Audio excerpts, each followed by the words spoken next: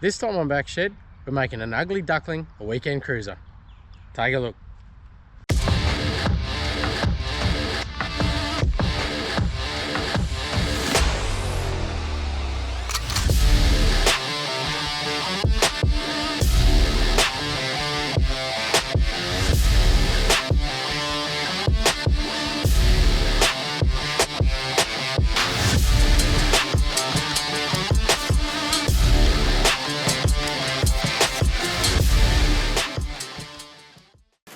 Bit of a strange one how I found this wagon.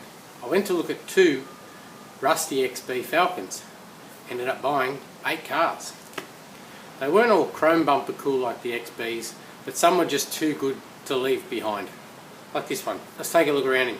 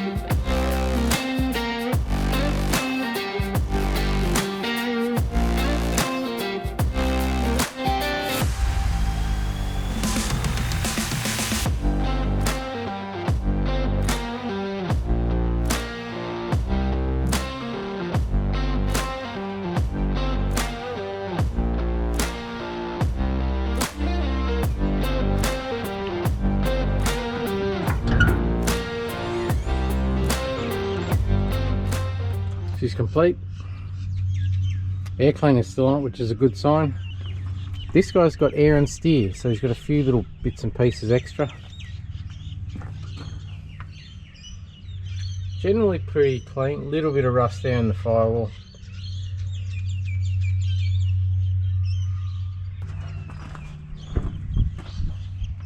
So you got your standard mouse turds and cobwebs. We'll get him cleaned up though.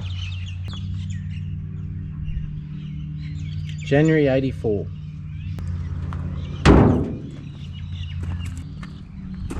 Now, I can't actually get into this side. For some reason it won't unlock. So that's probably our first job. Find out how to unlock the door. I don't think the handle's broken, which is super common on these. But we'll have to get that trim off and unlock him. But inside, oh, he's got a tacho for this one. T-bar, a bit of shit going on there.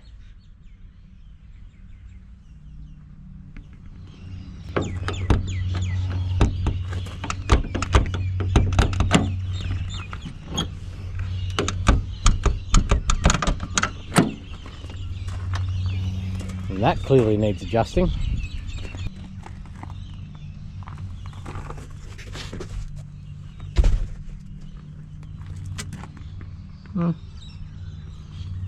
She's all there at least. The seat's not bad. Now, I can't actually get into the tailgate at the minute. It must be a different key, which I don't have. But there's not much going on in there that's any good. And I don't have a key for that either.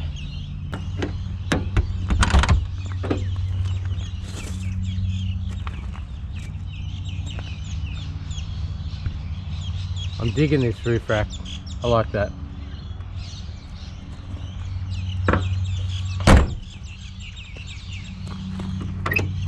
Oh, found one door that opens properly.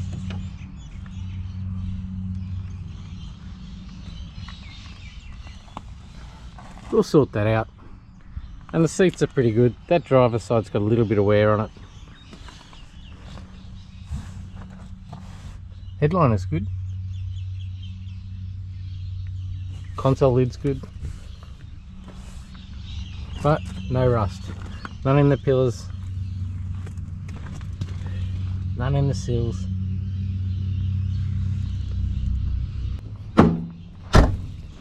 Like I say, I couldn't leave it behind. We'll get him cleaned down, get him running. The one thing I do like about wagons is the old fold the seat down, chuck your esky, your mattress in it, and you're not looking for a way home. whether it's heading for the beach or heading for the bush. They were just good fun. So we'll get into this one. We'll start with the wash down. Hopefully he looks after us like the XE sedan did and won't be too hard to get running and driving, because that'll give us a bit more time to spend on the body. I want to make this wagon kind of look ratty cool. Anyway, let's get washing.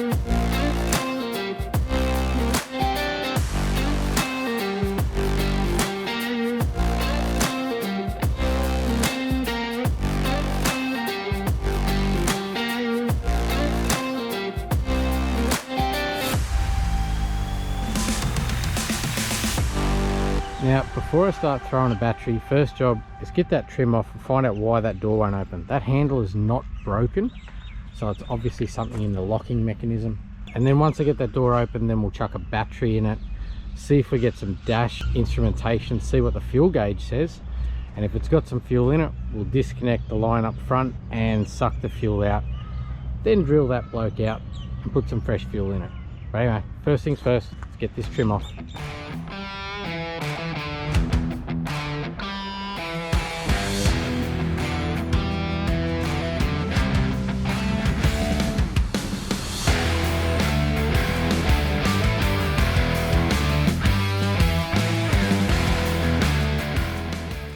Well, that was a tiny bit painful because I couldn't get the trim off because of this part of the dash. I couldn't pull it out, so I more or less had to get the trim back this way and get down in there. And ironically, it wasn't the handle, which these are renowned for broken handles, because it wouldn't open from the inside either. It was actually the lock itself had jammed itself in position, and you couldn't open it with the lock on the outside and couldn't pull this guy up. So I literally had to window up, take the lock off, pull the lock out, then get the rod that was jammed, disconnect it, and then get down in there and just manually flick the lock up. This one just would not pull up. So anyway, that's done.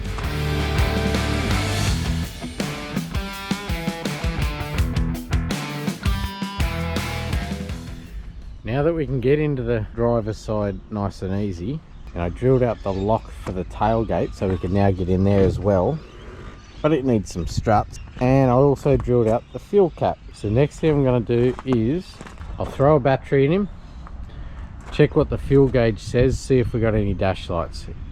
Depending on how much fuel it says it's in it, or if it works, we'll then find there's the fuel filter down there.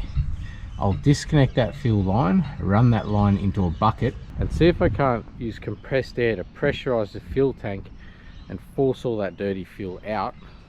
Or I've got a little external pump that I can pop on that line and see if we can't drag a bit of this nasty fuel out. Right, get into it, battery in, fuel line off, gets this nasty stinking fuel out. Hey Mucus, borrow his battery.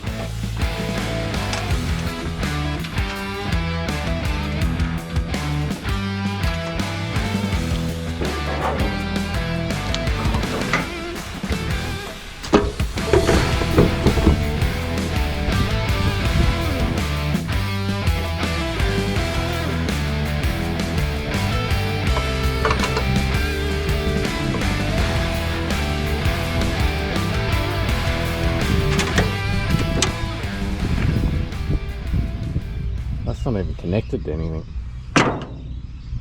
See if we got dash lights. Wipers are on.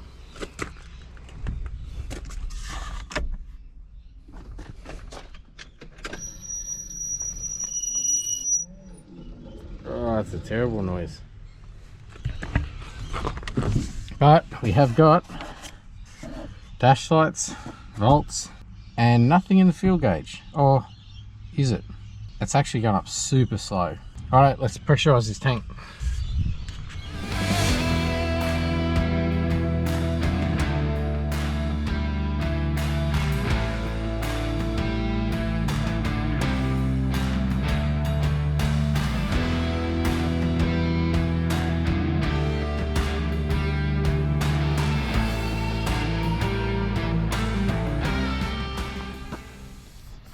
So pressurising the fuel tank. All I did, get rags, stick that in the edge, and then gently add some compressed air until you just build enough pressure that hopefully the fuel in there builds pressure in the tank, pushes through the line and out there. Here's what happened. Found a fuel leak. That's one good thing, which is the little line just there's got a crack in it, and that is all that came out, that tiny piss fart bit of fuel there. So it's safe to say there's bugger all in that tank. I'll put 20 litres in it, we'll leave it disconnected, but I'll connect it back up to the pump and disconnect it from the carburetor. We'll add some fuel down there and see if we can't get something to go bang. Oh, we better check spark too, or maybe we'll just cheat, wind it and see what happens. Popped a new filter in, you can see down there, because this is what the old one looked like. I actually think it's come away in there, so it probably wasn't doing anything at the last few years of its life. And you know the drill, heat up your pipe so it slides on nice and easy. Use your favourite coffee cup, you love that taste.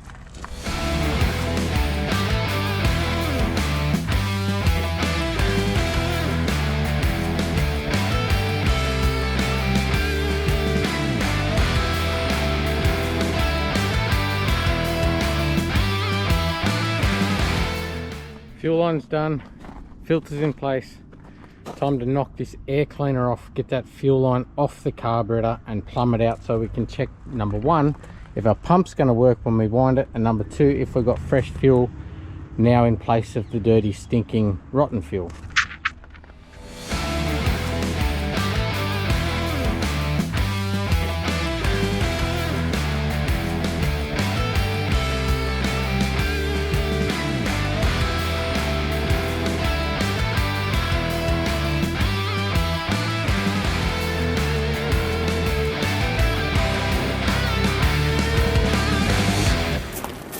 So I've got the fuel line running into this hose that's running into my drum. I'm going to wind out on it without putting any down the carby and just see if I can get the stale shitty fuel out. When it starts to change colour, then we'll connect that back up, put some fuel in the carby and try and fire it. It'll also tell me if my pump's going to work, which is important. So we'll crank on it.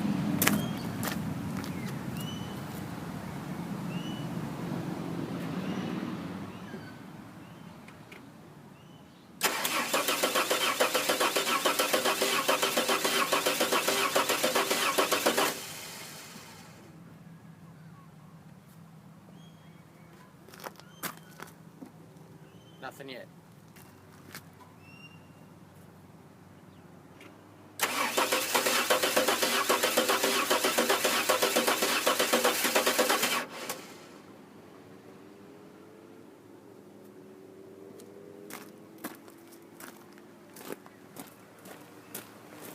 Alright, change of plan. I'm throwing fuel down it. Clearly it's not spinning fast enough for the pump to pull the fresh fuel. So I'm going to hit it with fuel and just see if it starts.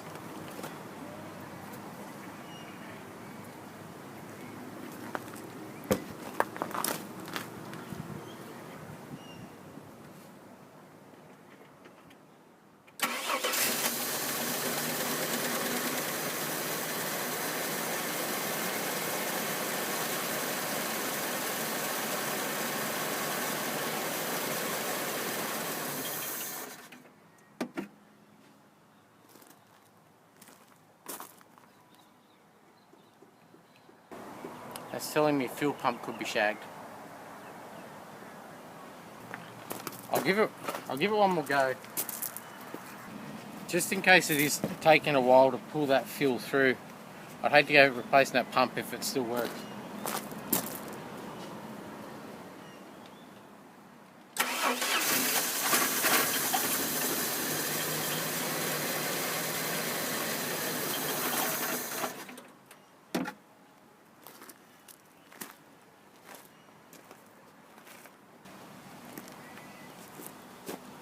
Fuel pump shit.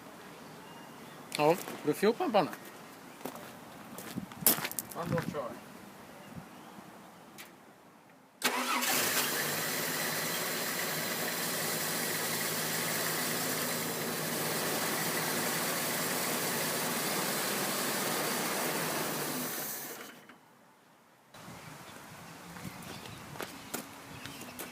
So I tried to pressurise the tank while I was trying to run the car to help the fuel come along, and still nothing. So there's a good chance it is a pump, but the tank was really pressurising. Like when I took the rag out, the air escaped really quickly, which sort of, it doesn't seem right. I think we might go to the back of the car and just check that it's able to get fuel out of the tank, because when I was pressurising I got a little bit under there, but that was a lot of pressure. So before I go switching this pump out, we'll go down back and check the tank.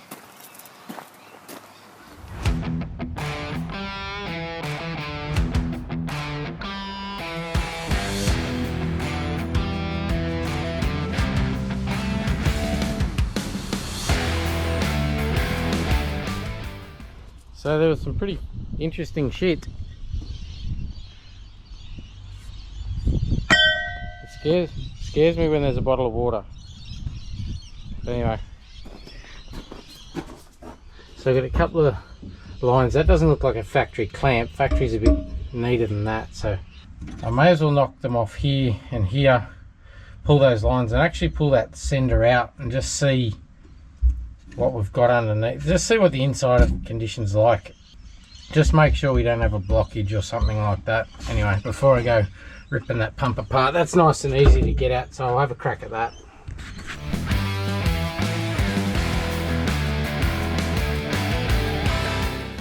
I'm quietly optimistic. The problem's actually this end, because I just blew through that, and as shitty as it tastes, you could feel there was nothing restricted. It wasn't building pressure. It wasn't easy to blow through it, but you could blow through it. And it seems like there's no fuel residue there at all, so it hasn't even tried to suck fuel up. So I tend to think we'll find the issue here. I'd say the sender's blocked or something.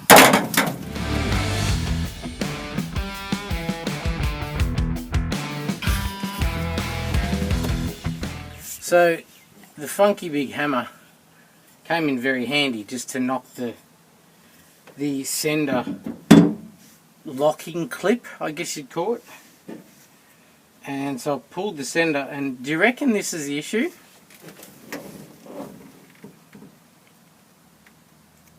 You reckon that might be it? Maybe the pump's not shot. Actually, I'll tell you what I'll do. I'll clean that pickup up, whack it back in, whack that line on, and we'll fire it. At least that way I can fire it and move it while I'm waiting on the sender. So I'll actually put that shit back in. I'll take that filter off. Oh, that's nasty. Yeah, right, stop talking. I'll take this shit off, put it back in, connect up the hose, get some fuel to the front. We'll fire it up, get it moving so we can get it on the hoist, and I'll worry about getting one of them in when they can get me one. Righto, that's what we'll do. So obviously when I was filling it full of compressed air, it was enough to push past. The poor little pump's working his guts out to try and get it past and just can't do it.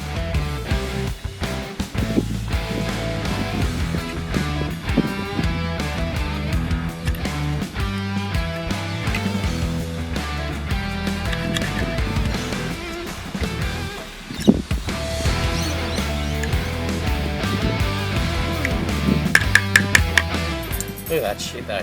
That's just dried fuel.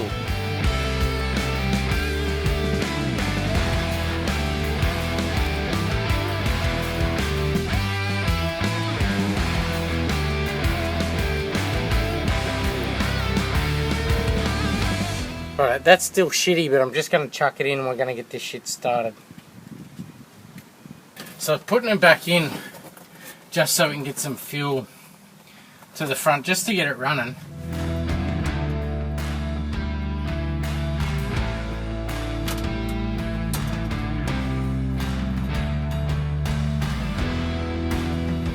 Alright, let's have one more go trying to suck fuel up to that pump.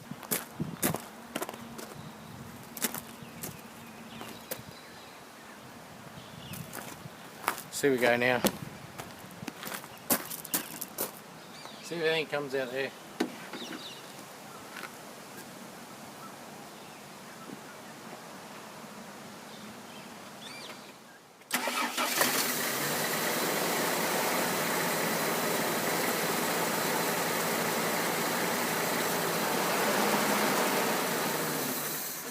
Oh! Just as it stopped.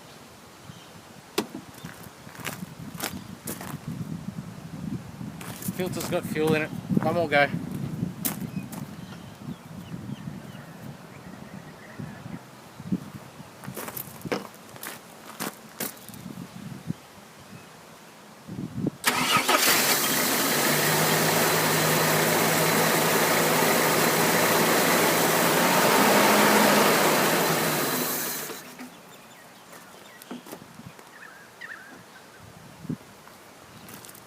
Take a look at the colour of this. Look at the colour of that shit. And it stinks like I don't know what.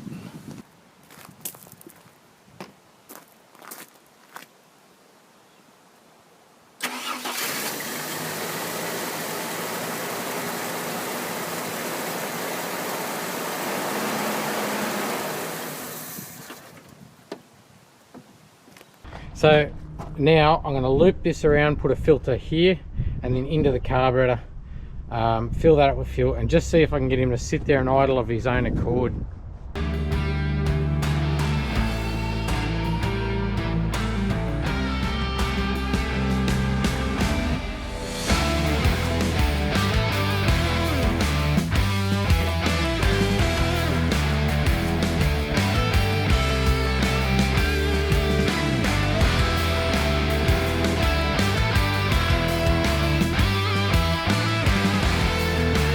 Righto, I've only got to get it from here now, through that filter, into the carburetor. I've topped the carburetor up again. Let's hit it and see if it just wants to sit there and idle.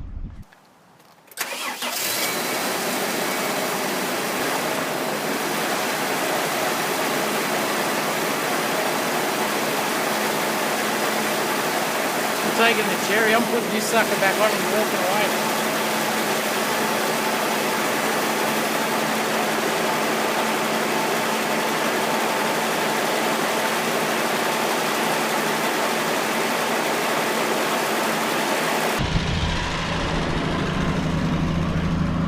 So that's in a bit of a high idle at the minute, so if I tap the throttle, I'll check out the throttle. That's excellent. That is like 2 blocks. Look at that. So if I tap the throttle, it'll come out of high idle, I think. Or it should.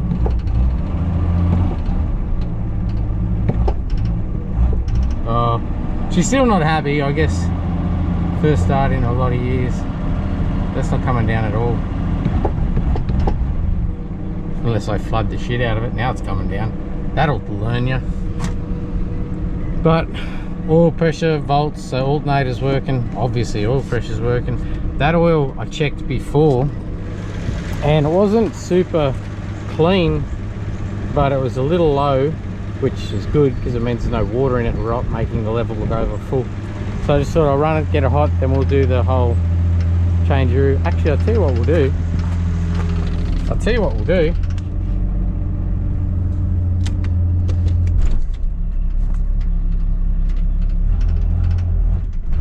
Well, she's still not happy, but I mean, It's still probably going to have a bit of shit in the carburetor and that.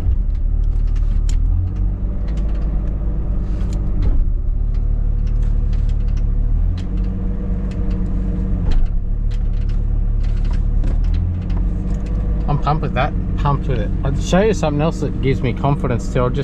I'll switch him off for a second. This is one thing gives me a bit of confidence with this transmission too. I don't know if you can see right down there. See there? That's a transmission filter. You don't often see it, so at least it means somebody has actually given a shit about it at some stage. So I don't see anything gushing out just yet, so that's good. Let's give her a crack.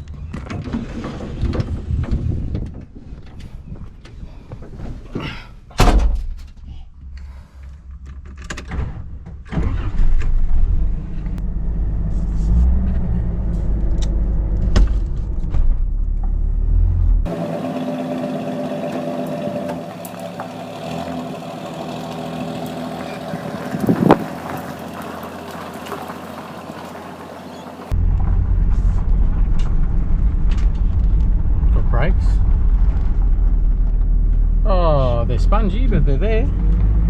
That's good.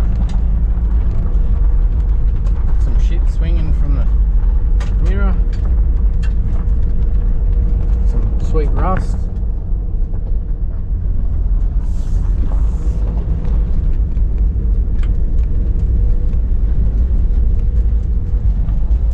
She got 282,833 on it. That's only just run in.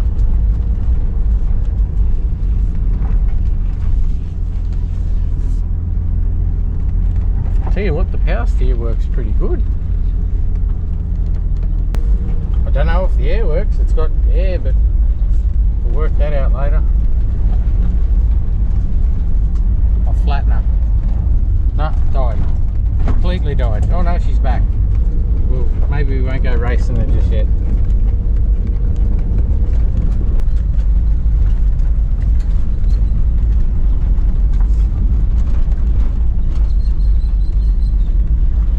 That's huge. There's no noises. It's super light. I can smell something getting hot though. Is it hot? No, it's not hot. It's probably all the rat turds and that starting to heat up on the engine.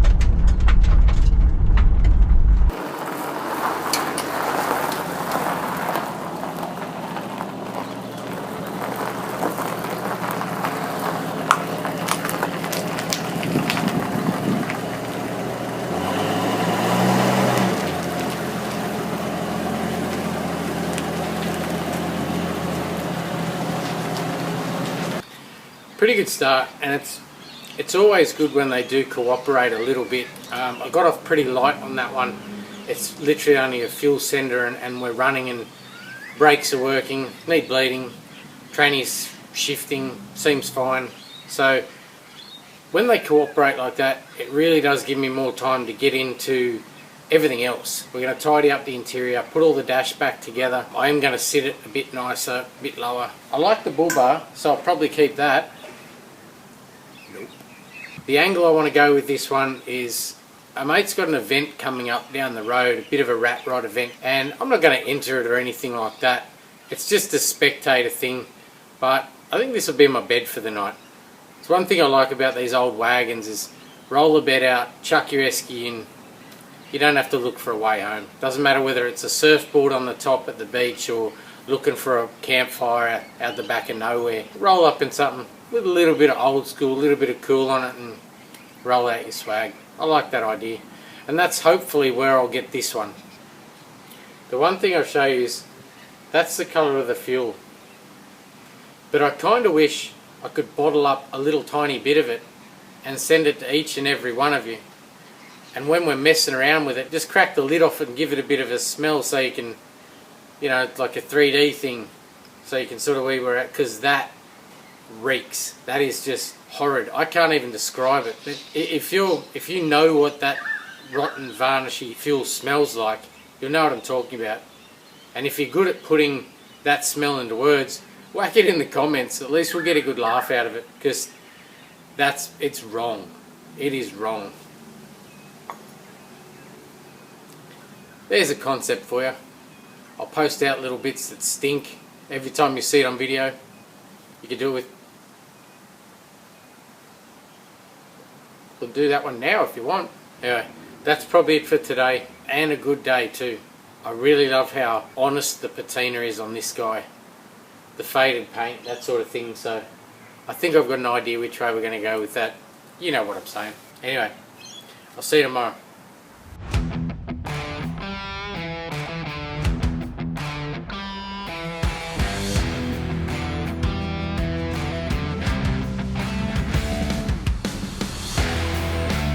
Now, I'm struggling to get one of these rubbers, believe it or not. You can get any door rubber you want, any window seal, Bailey channel, all this. Can't seem to get a quarter glass XD, XE, XF.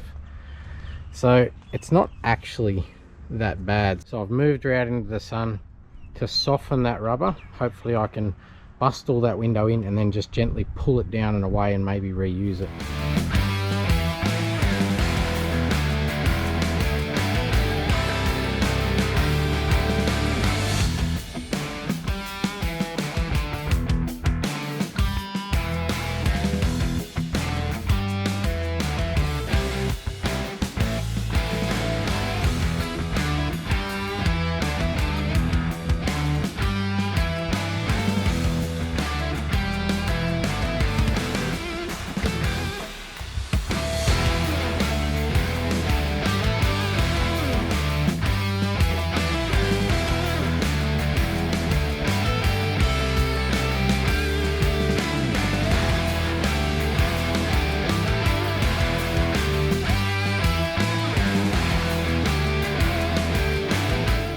So good day yesterday, at least now we're running, we can move it around the shed. But we're going to have a big go at it today and see how much we can get done on getting the underside washed off. That's the first thing. I'll jack him up, pressure clean underneath. While that's drying, I've got new fuel cap, tailgate lock. This one had an ignition key in it, but there was that many cars at this farm, all the spare keys had been chucked into a bucket, and I sort of gave up looking and just went, you know what, I'll change a few out anyway. I did find a tiny bit of rust in him, so we're going to do a little rust repair and then we'll get stuck into the body. Alright, stop talking, get into it.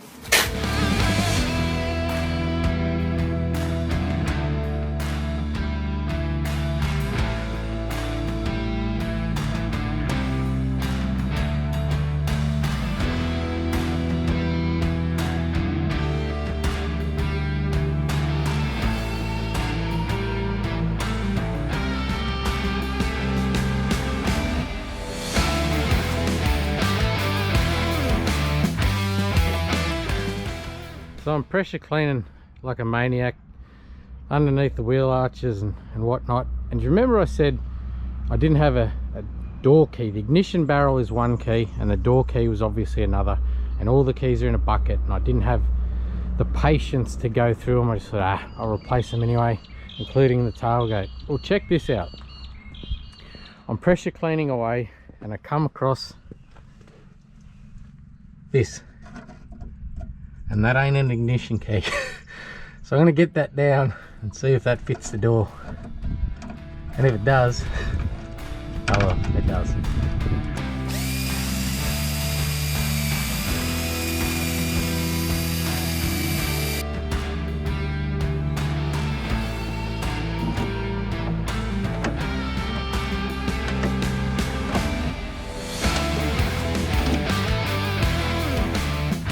Anyway, it still didn't help me with that door because the locking mechanisms actually failed, but it definitely would have helped me there.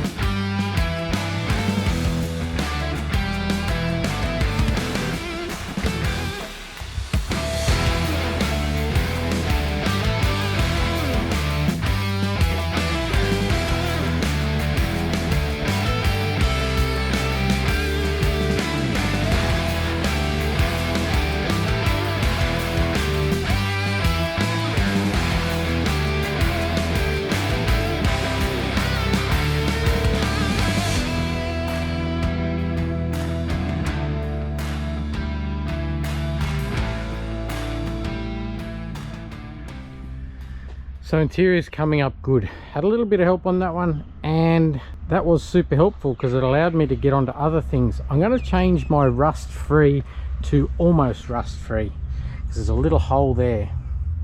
Now this is a what not to do. So there was a little pinhole there, and it's one of those moments where you go, I'll just zap that little pinhole. But what happened was, started really well, zap zap, and then chased it. Now I know that's not the way you should do it, but it was that small I thought I'd give it a crack. In hindsight, the way I should have done it was get a step saw or something like this, go into the rust hole and keep going until it becomes nice solid steel around it. Then cut a little piece of sheet metal in a circle, weld a nail or a bolt to it so you can hold it, and then zap around it. It was going well and then started to chase it, but anyway, hindsight, it worked. I'm going to grind it up. I'm not going to body fill it. I'm not doing anything like that. I'm just going to smooth over that with a flapper disc, and when we go to black underneath, I'm going to black that sill again, fish oil the shit out of that sill, and drive the damn thing. We'll put some etch primer and shit over it and go from there. Now here's what else I've found. Now this bonnet is stuffed. It's surface rusted, it's paper thin. I've hit that with an orbital sander and it's already getting bigger. So this bonnet is pretty much shagged because there's more here. So it's going to be paper thin right around that. Unless you're quite good with welding thin steel, this is a can of worms. So I think I'm going to reserve myself to, if this car ever gets restored, that bonnet will probably come off for a better bonnet. So here's what I'm going to do. I'm going to dent that down. I'm going to wipe some fiberglass filler into it and leave it. And I'm going to do the same with there. Why? Because that'll get us through rego and you can worry about restoring the car. Right now it's running and driving, and I can give a shit about this at a later date.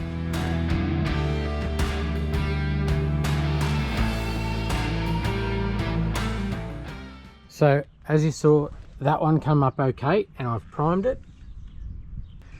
Now like I say, that bonnet is shagged, so I'm going to try and blend that in with the patina. That is body filler, but it's got fibre in it, if you can see the fibres there. And again, on the front, we've done it there too. And I'm going to try and texture that up and blend it in.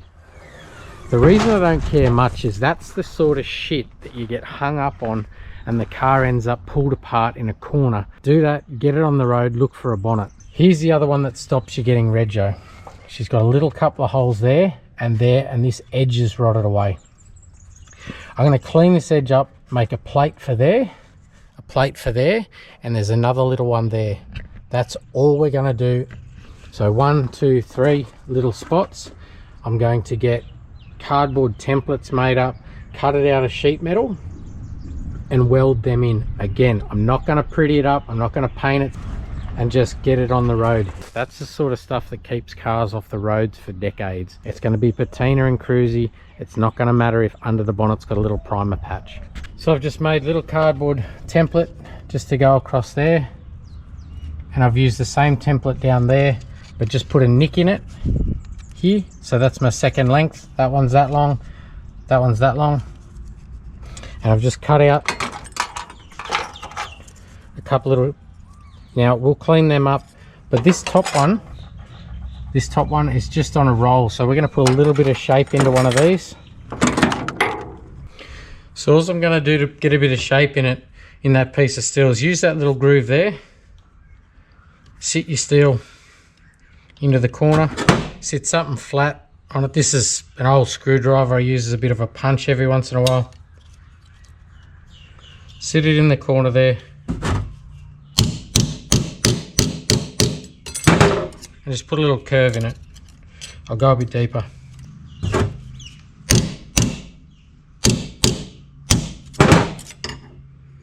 And just put a little shape in it. A little bit more on that end.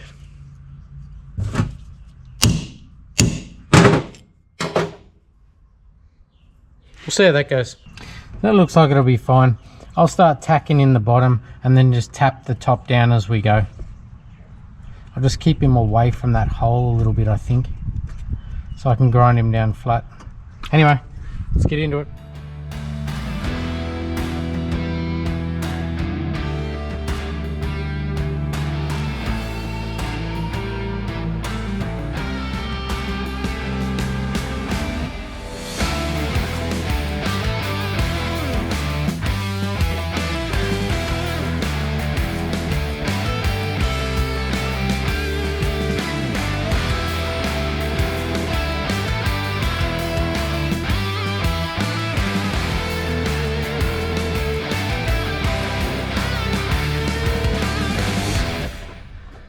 that one's all spotted in, and I will wire wheel those little dark shadows in between my spot welds, and these two are done as well. And I'm going to treat everything else out that side, that surface rust along there, the surface rust along there. I'll just treat that. This is where you'd normally pull some body filler in it and start painting. I ain't doing it. I'm going to etch prime that. That's it, because I'd prefer to leave it like that and not hide anything. This is the type of car I'm not going to hide a damn thing. We're going to clear coat the whole thing. So pretty good day and all. Got a fair bit done, got her all washed down, and she's a really clean, rust-free old car. I know you just saw me do a little bit in the sills and a bit in the firewall, but as far as when I was cleaning underneath, the floors are good, the sills are good, but the tailgate's not rusty, the doors aren't rusty. There's just no rust that needs doing.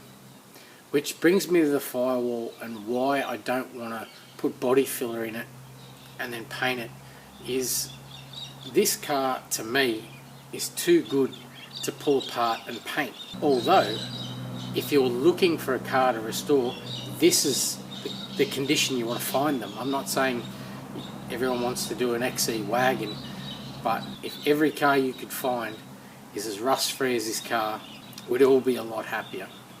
So there's plenty going on with this one, as far as we've got rust done the right way, we've got bonnet rust done the wrong way, but right now it's about running and driving. It's easy to find a bonnet, panels are cheap, get that sorted later. If I could picture a road trip to go and get a bonnet, strap it on the roof racks and drive home. Why not? Now, normally first thing in the morning I'd get it on the hoist, get it blacked, maybe start looking at lowering it, but we are forecast for more rain. I never thought I'd get sick of the rain.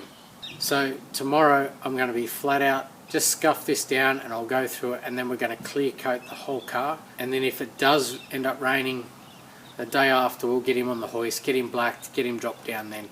Alright, I'll see you in the morning. So down off the stands, he's all washed down underneath, but like I said, I'm going to get stuck into the outside rather than black underneath and lower it just yet, because I can do that in the shed if it starts to rain. We are forecast for some, so I'm going to hurry through this. I'm going to very lightly sand the white with an 800 grit, not to try and sand it down, just to clean a bit of this off and just get rid of the little orange marks. And then on this guy I'll probably go even finer, because I don't want to actually sand it off. I just want to get the oxidization off, this chalky oxidization. I just want to get off that sort of stuff. Alright, let's get into it.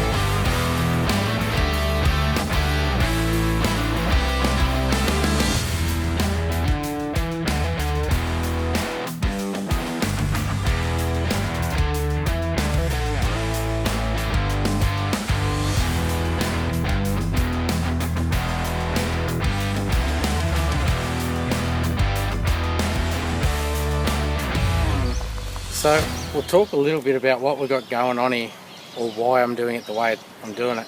It's not written anywhere in any Bible or that this is the way it has to get done. But just from messing around with different surfaces and whatever, with patina and rat rotting and stuff, this is the way I do it. If you ever rub your hand over surface rust, it basically feels like coarse sandpaper.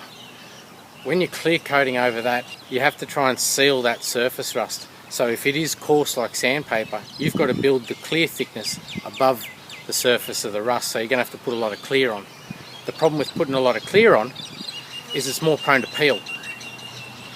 So that's why I give the surface rust a dry sand with say a 240 or a 280, just to smooth it, because if you can smooth it without taking your colour away, then you can get away with a thinner thickness of clear, which is less chance of peeling.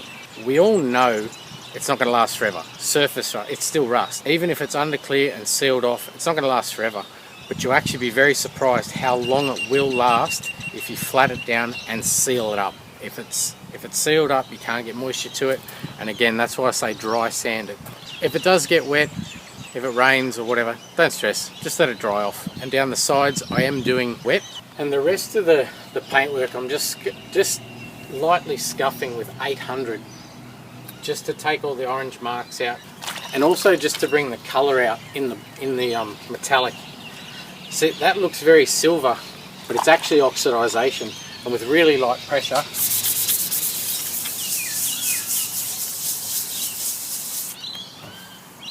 see the blue's coming back there?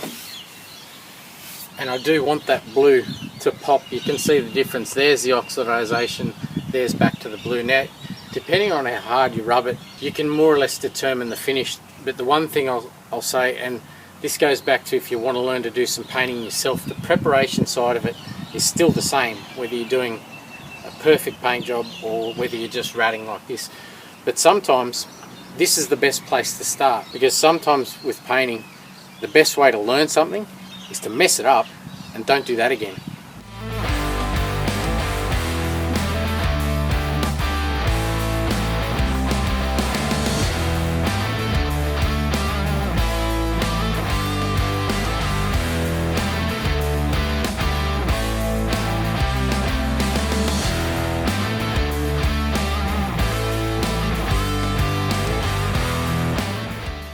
Right at that point, down came the rain again.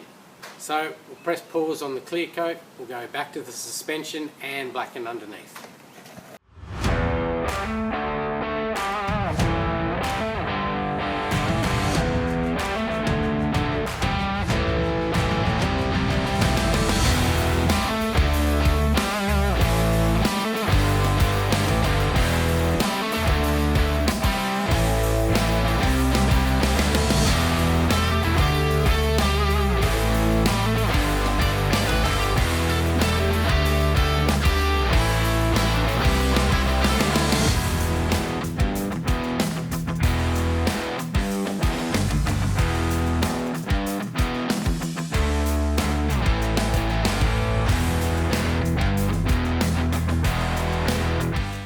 So it's time to address this whole gap here.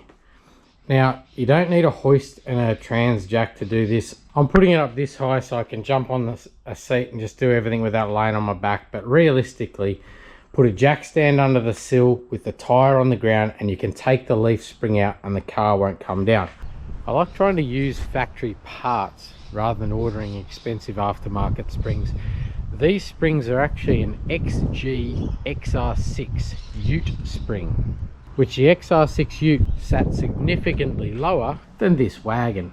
So I'm going to try and use these springs to get the bulk of the height right, and if we need to, we'll just put a little lowering block on top.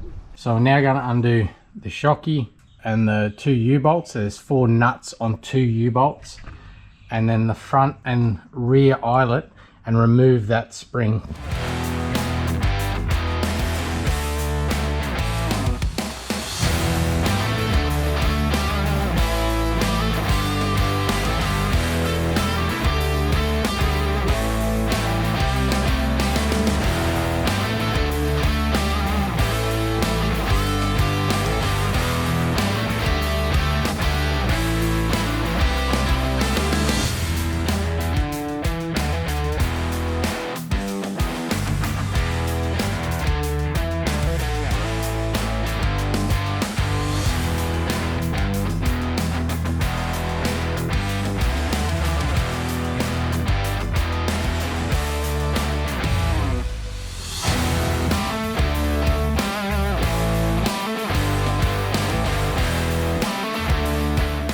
So a little unexpected. I got the spring basically out. Everything's undone, dropped down. And this bolt here goes straight through the eyelet mount, and out this side there's a nut on there, and it just pushes back except for that. Not a big deal, just means I've got to undo the exhaust here now. Shift that across, pull that out, springs out. Anyway, get on with it.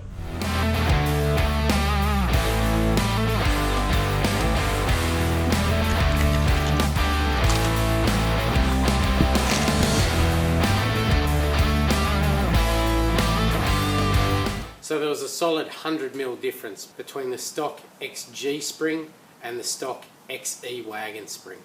Nearly there. We've got one in, get this guy in.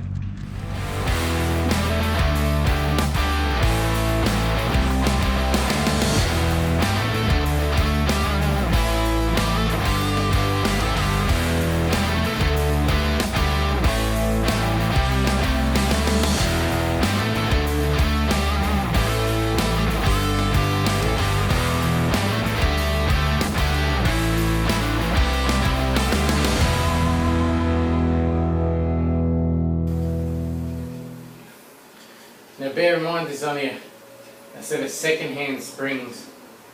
They're actually standard height.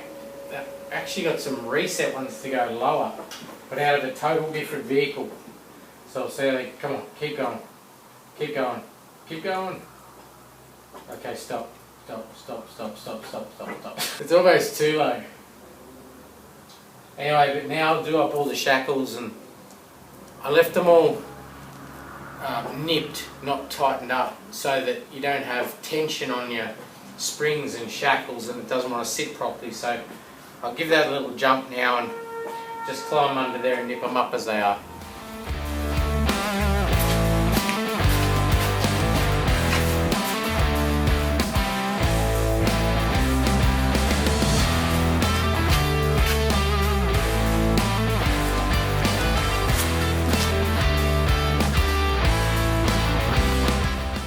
So we've got the back sitting a lot lower, maybe even a fraction too low for the size tyres that I've got for this.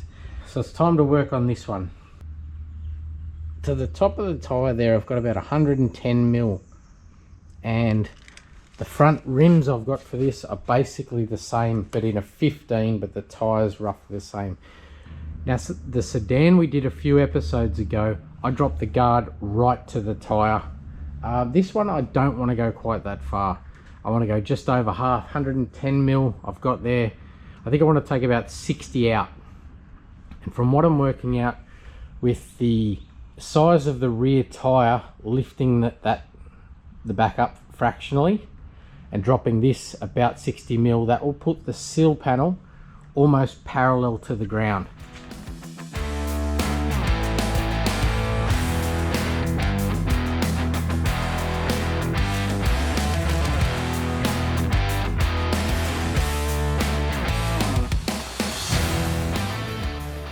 So we've knocked the shock out from inside here, and this panel here is the bump stop panel, and it's also part of the inner guard. It's quite thick steel, so it strengthens the inner guard.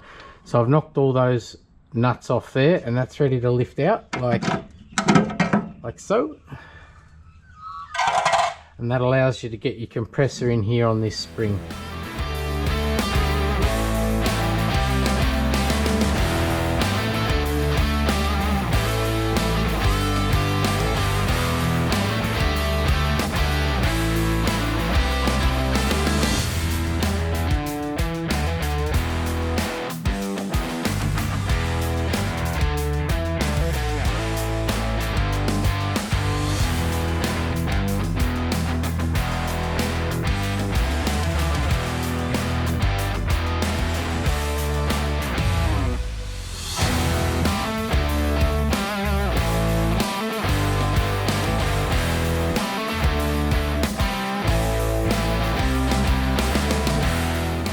So springs back in, and the only thing you've got to concern yourself with going back in is if you see the spring's got a perch there where the end of the spring has to go in. So when you're setting up your compressors out here on the floor, just make sure you don't have one at the front and one at the back where you won't get it off. Make sure they're out to the side where you can actually remove them once the spring's in. For now, I'm just going to clean up this section that was behind that bump stop cover and give that a bit of a black bump stop cover back on. And that's pretty much this side done, and we'll move on to the other side.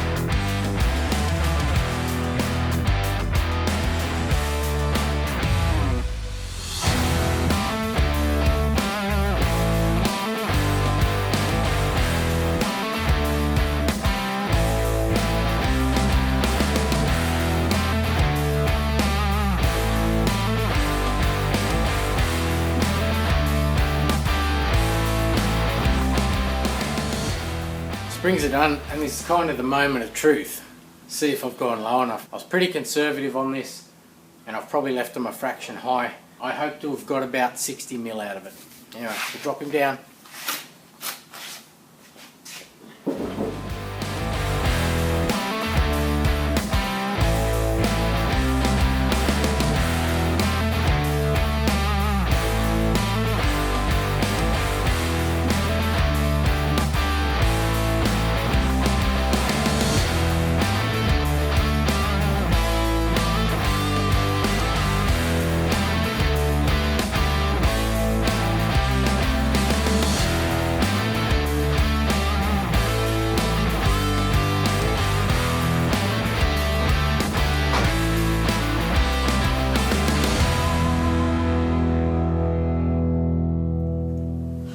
That has left me with 40 mils, and the tyre I've got for the front is exactly the same height. Although it's a taller rim, it's slightly lower in the profile, so I don't hate it.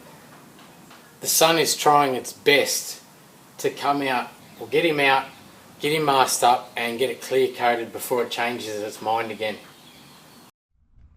There's always curveballs, right? But I just go to move it out, jump in it, feeling all triumphant from lowering, and won't start. Dash lights are on. I'm hitting the key. I got dash lights. I got nothing. Not a thing. Everything's blinking. It's in park. I'm thinking, what the hell? Checking connections, checking starter wiring down there, and then I see this. I've missed. That's obviously been earthed behind. That is a bolt that holds that cover there. It's the bolt that comes through the inner guard and holds on that bump stop cover. I'm holding the back with one spanner, doing it up with a ratchet underneath, and I've missed the fact that I didn't put that back under there. Little insignificant thing. I'll knock that bolt back out, whack that back in, and we'll get her out.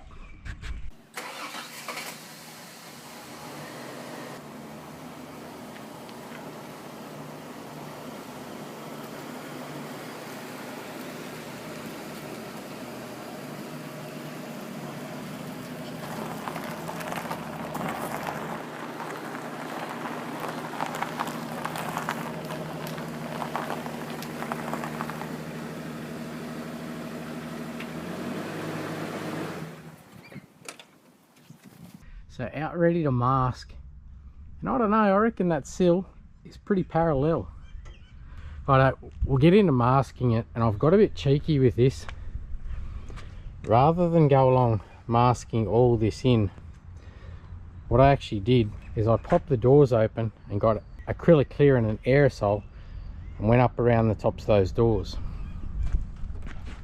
And then again with that center pillar, wound the window down and went again around there and held a bit of cardboard there and just clear coated that panel and the tops of the doors. So they're already done. The reason I've done that is so that I can run tape straight up around there to that point there, and from there straight across the top of the waste mold to take it, all of that out and not have to go finicky, intricate all around those bits there. Stop talking, start masking.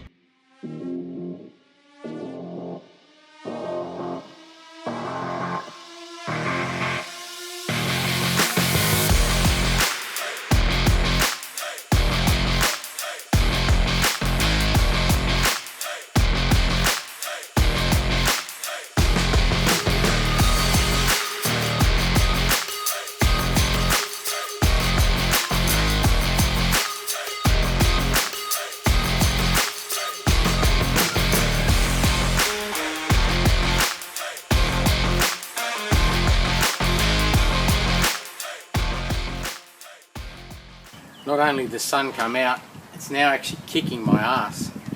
But perfect weather for getting this done, so shut up and let's get it done. So I've rough masked this as quick as I can. So why I say I've roughed it in is, if you're doing colour, you'll go along and mask that edge down all the way along that seam. Why I say masking this down if you're doing colour, overspray, you wouldn't think so, but it'll get in everywhere. It'll get in there because the air rushes along here, lets it in there, and you'll have overspray in your glass and that sort of thing. And I might actually go around and tape a few of these off because the sun does look like it's going to stay out.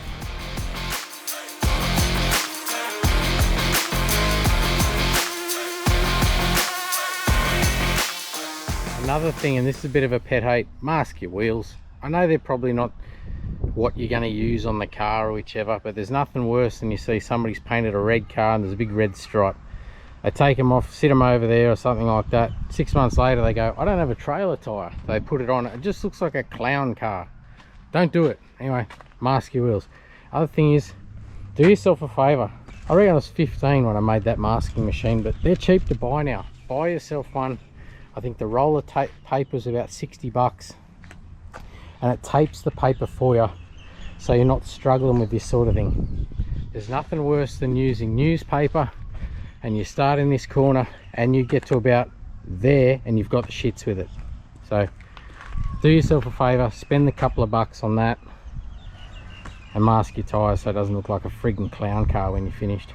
Righto, stop talking, clear coat time. You're going to paint in a Z pattern. If you're doing from here to say here, which is the width of your door, you're going to come along, across,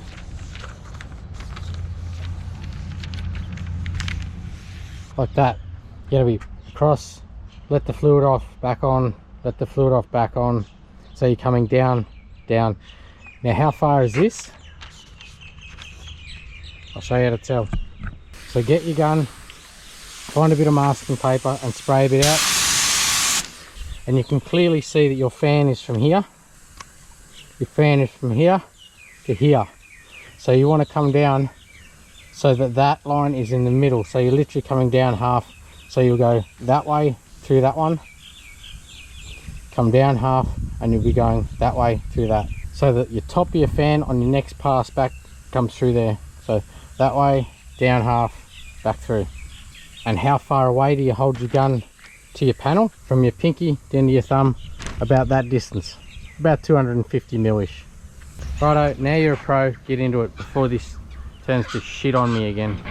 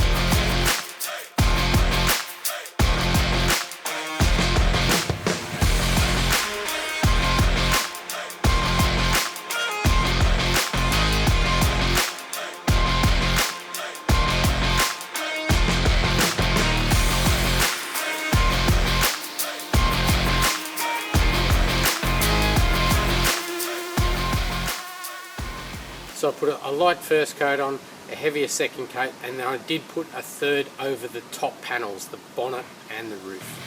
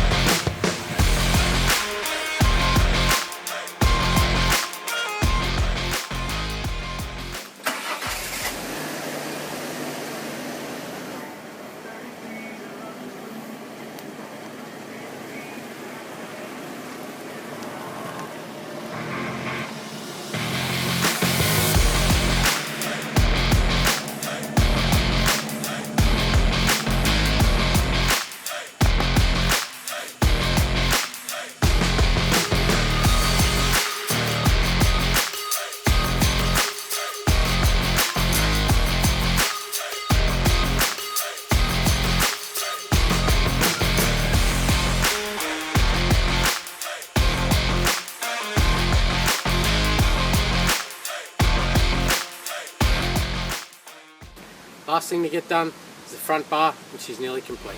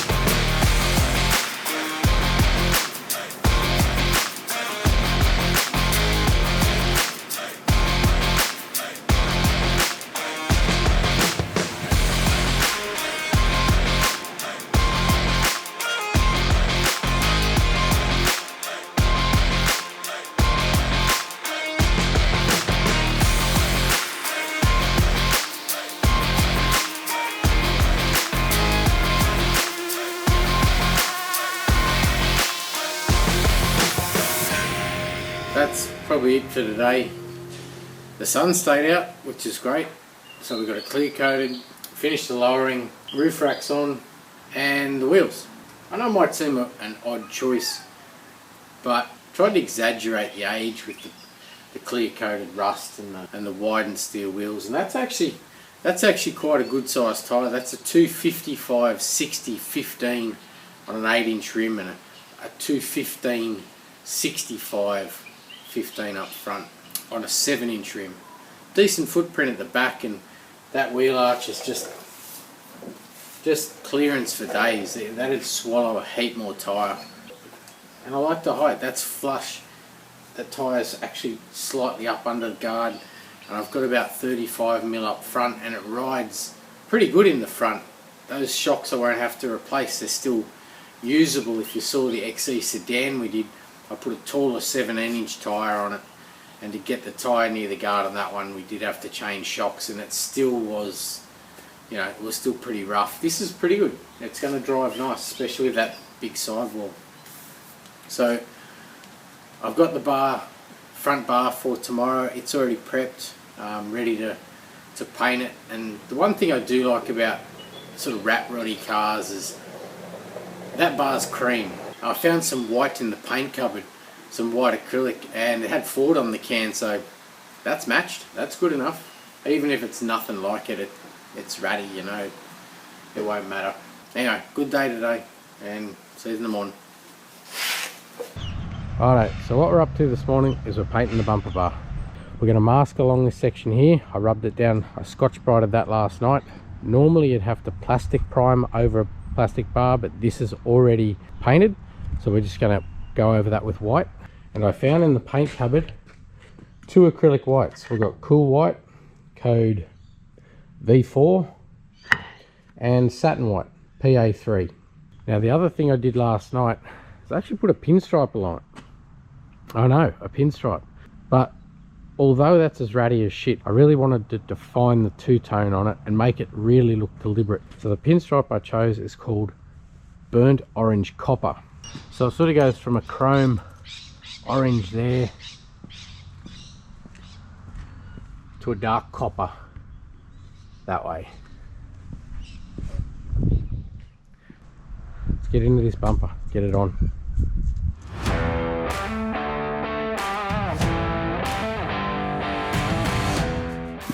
So I don't know how well you'll see it, but these are the 2 colours. That was a satin white, and if you can see it there, it's really, really bright and clean white compared to the car. Like I said, I don't care too much, but I can get it better than that. That's very clean. That looks like it needs a black and a green added to it. Well, the second one, and that was satin white.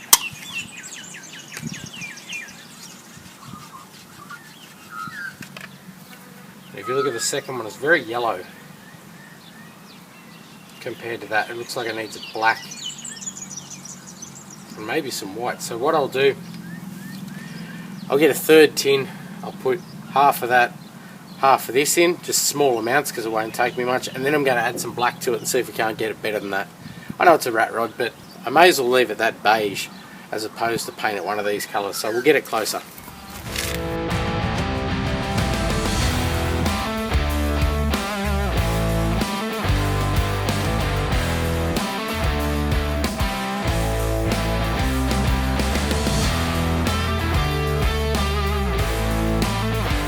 So that's the 2 whites mixed together at about 70-30. The yellower one is the bulk, the cleaner white one to lighten it a little.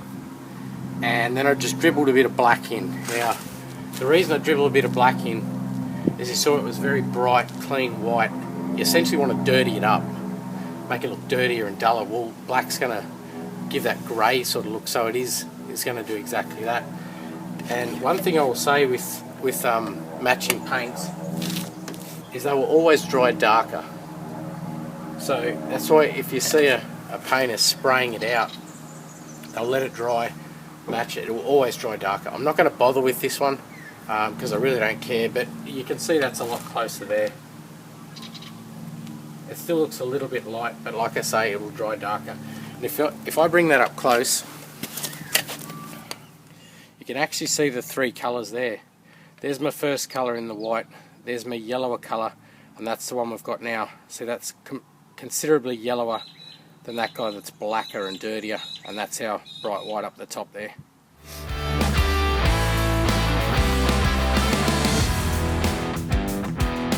But anyway, we'll get this masked and we'll get the white on.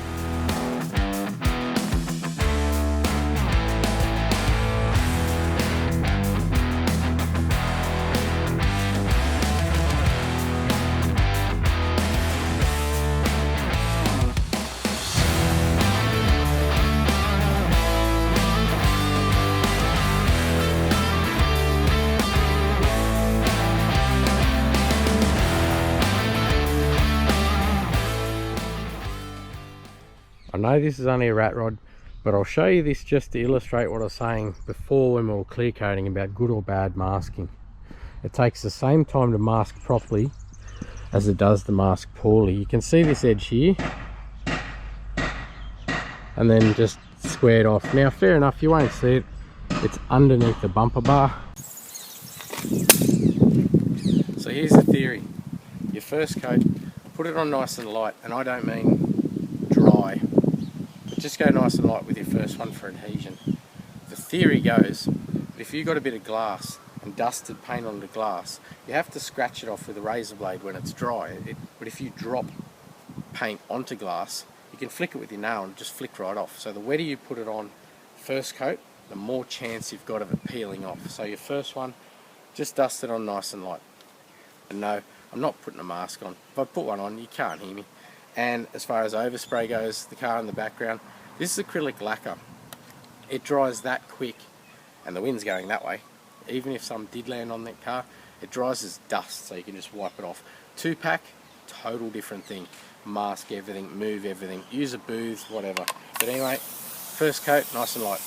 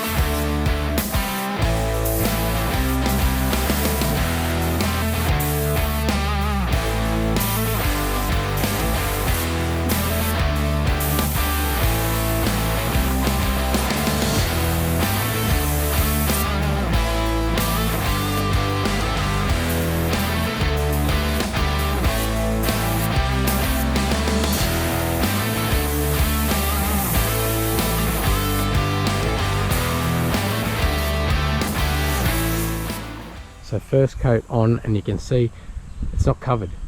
Don't try and cover it in one coat. You can still see through it. That's what I mean, nice light to start with.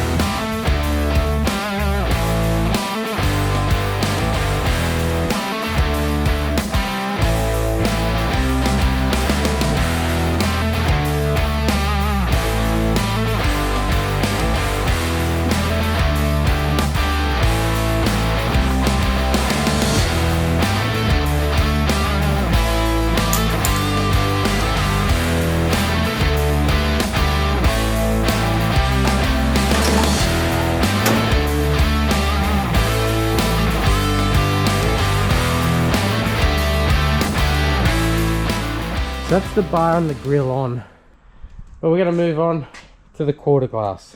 If you saw, we had a broken quarter glass when we got her, and I couldn't get a rubber either. I had to reuse the factory one. So I've cleaned up this factory one to the best of my ability. It's still not perfect, but I don't have an alternative at the minute. Oh, and the Mucus HQ's back soon too. We're just waiting on a 9-inch diff to turn up and a tail shaft, and he'll be back soon. But we'll get that rubber, get that glass cleaned up, get the rubber on it, and then we'll pull him into the quarter and seal him back up. And down comes the rain again.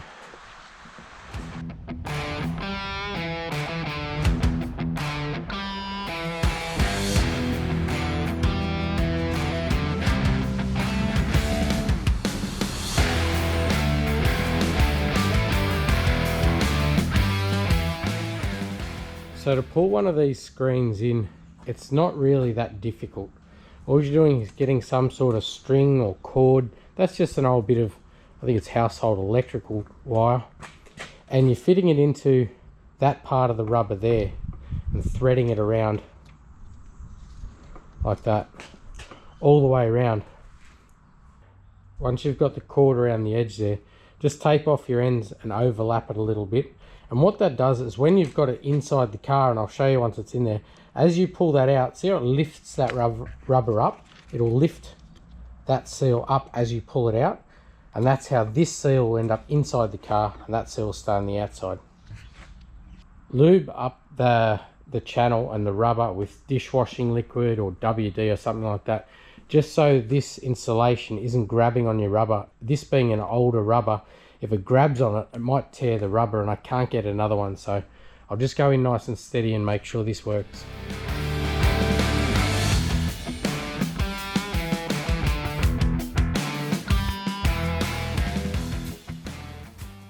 So if you can put a bit of pressure, and I'm doing this on my own, but if you can put a bit of pressure on the window inward and watch the rubber, see how it's overlapping and coming out over that edge, you actually feel the glass want to drop in.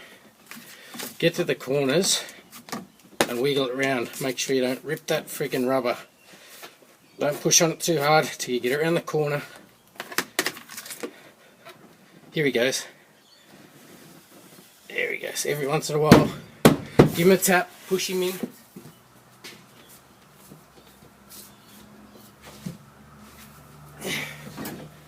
And then just keep working it in, front to back, like do a bit up this end, bit up. Might get a bit more WD actually. You'd see how I was struggling to get the, don't worry about the trim, it's a rat rod, who cares. But I'll do some at the back now.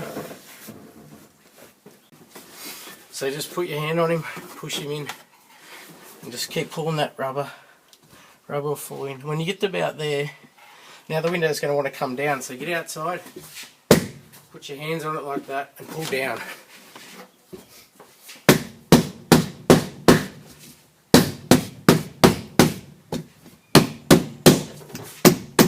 I'm going to go across the top now. See how it's jumping out over the top of the hood liner?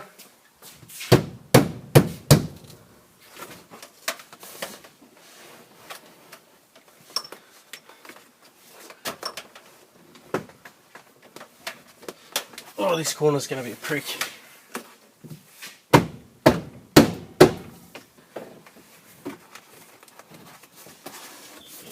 And just wiggle it round so you can get it out.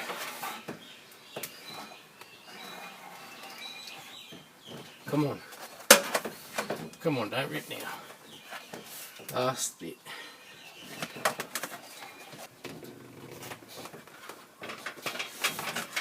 There. So I'm going to bash the window that way.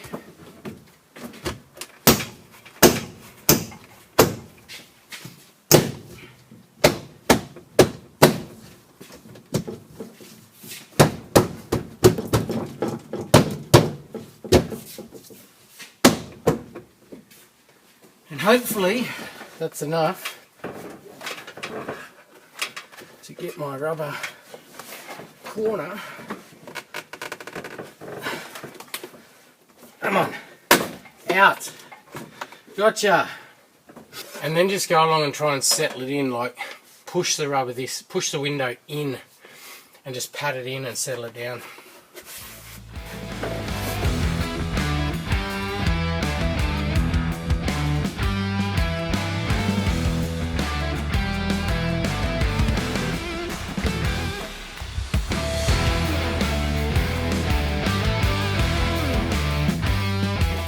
So with the rain starting to fall again, it was about that point I realised I was going to come up a couple of days short of having the XE registered to take to the mud run. So I just took my old F truck instead, just to sleep in.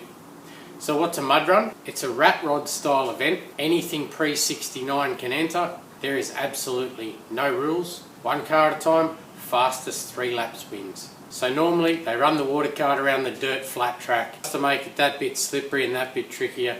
This year, however, Mother Nature was really showing off, and it did not stop raining the whole time. Definitely didn't dampen spirits and definitely didn't stop the fun.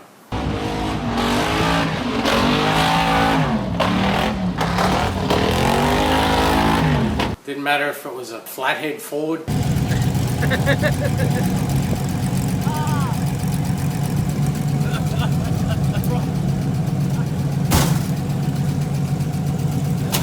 A supercharged 5 litre and a rat rod ute.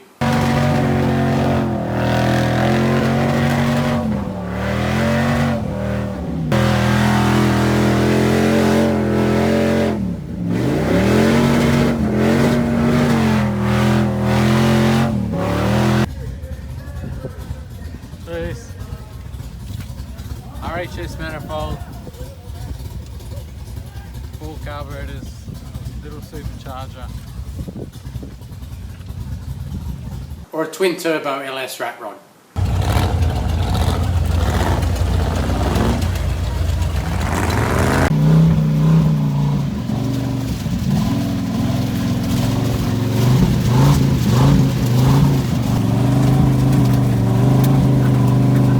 Great bunch of blokes, top bunch of cars. Anyway, back to the XE.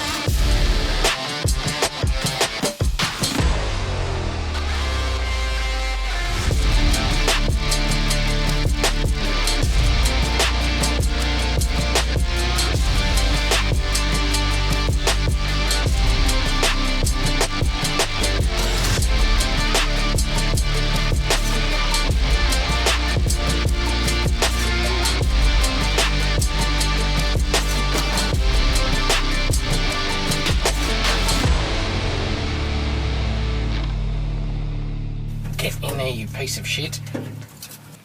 Where's that fuck off big hammer? That's the shit, old girl. That's what we want.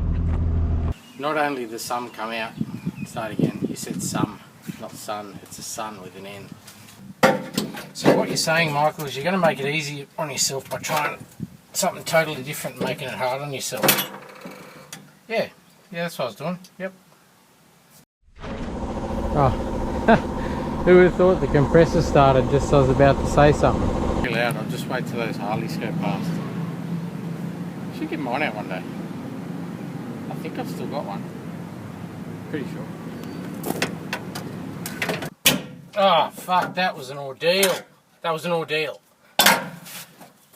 So next time you see the XE, we're going to go a little bit deeper in the mechanical side of it. She's starting to get a little bit hard to start. Which is consistent with sitting for a long time. Little diaphragms and carburetors and that sort of thing deteriorate. Might even throw a pump at her.